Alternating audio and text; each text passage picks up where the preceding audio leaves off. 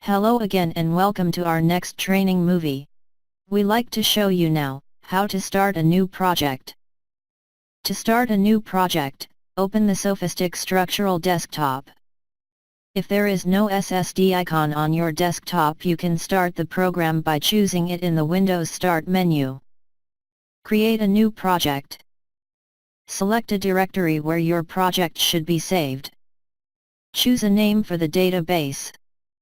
The file with the ending .SOFiSTiK is the main project file where all information about your project input will be saved. In the title section you can enter a name for your project. Here the design code has to be chosen. For our slab, we will use the default settings. Also the System 2D slab doesn't have to be changed. Here the group divisor can be modified. But we will work with the default values in our example.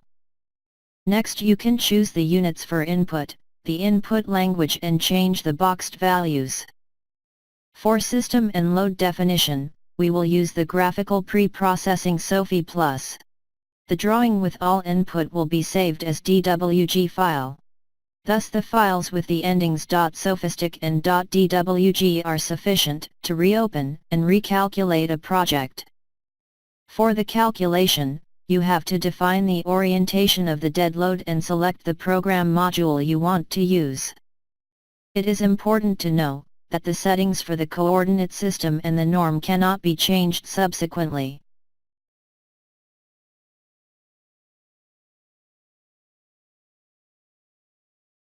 Now the screen is split into two areas, the task tree for navigation and the working area.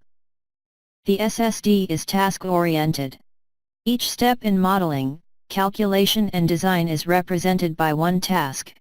All the tasks are assigned to groups, usually named as System, Calculation, and Code Checks and Design Reinforced Concrete.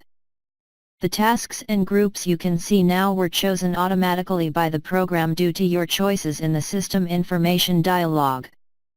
Using the right-click menu, you can delete tasks, add new ones, and of course also new groups if you want to have a different structure.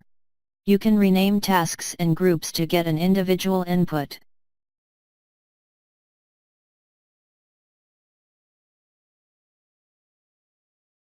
In this movie, we showed you how to start a new project.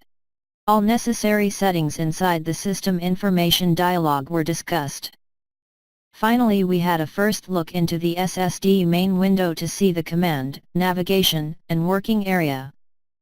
Thank you for watching this tutorial movie.